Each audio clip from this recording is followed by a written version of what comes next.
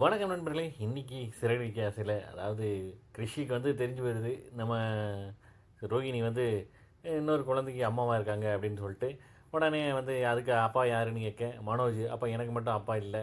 சரி மனோஜ் தான் உனக்கும் அப்பா என்னன்னு வேண்டாம், எனக்கு அந்த ஆள் வேணாம், எனக்கு வந்து அவர் வந்து பாசமாகவே இருக்க மாட்டேங்கிறாருன்னு சொல்கிறேன். கடைசி வந்து இதுக்கு வந்து சொன்னது வந்து அவங்க அம்மா தான் சொல்லல. அவங்க அம்மாட்ட ஏமா இப்படி பண்ணேன்னு இதெல்லாம் ஒரு நாள் தெரிஞ்சு தானே ஆகணும், அதனால் இப்பயே தெரிஞ்சுக்கட்டும் அப்படின்னு வந்து சொல்கிறாப்புல.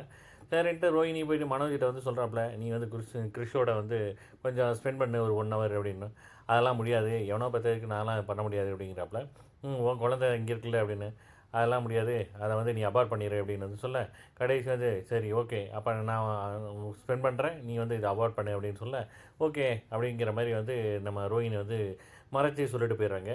இதை வந்து நம்ம மனோஜ் வந்து அவங்க அம்மாட்ட வந்து சொல்ல, இந்த மாதிரி ஒத்துக்கிட்டா டைவர்ஸ்க்கு, அதே மாதிரி அபார்ட் பண்ணுறதுக்கும் ஒத்துக்கிட்டா அப்படின்னு வந்து சொல்ல. சரி எதுவும் பிரச்சனை வராமல் பார்த்துக்கோ அப்படிங்கிறாப்புல. இந்த பக்கம் முத்து வந்து மாடியில் அந்த ரூம் கட்ட வந்து ஸ்டாப் பண்ண சொல்கிறாப்புல. ஏன்னா இன்னும் வந்து அந்த கட்டுரைக்கு வந்து பெர்மிஷன் வரல, வந்ததுக்கப்புறம் கட்டிக்கிறோம் அப்படின்னு சொல்கிறேன்.